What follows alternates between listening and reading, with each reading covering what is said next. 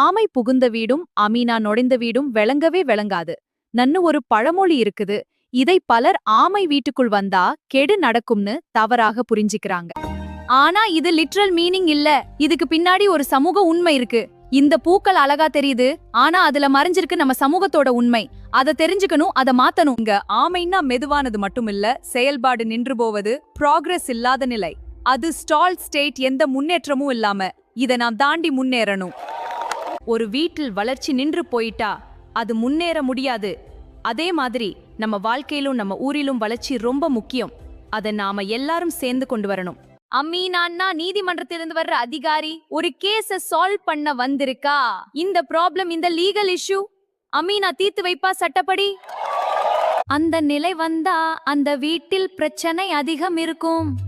அந்த நிலை வந்தா அந்த வீட்டில் பிரச்சனை அதிகம் இருக்கும்.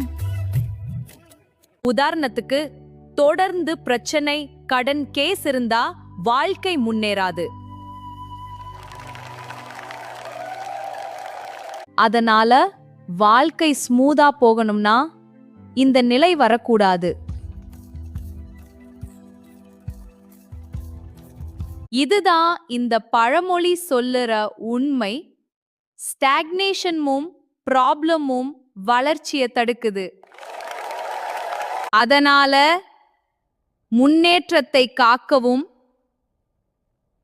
பிரச்சனையை தவிர்க்கவும் கவனமா இருக்கணும்.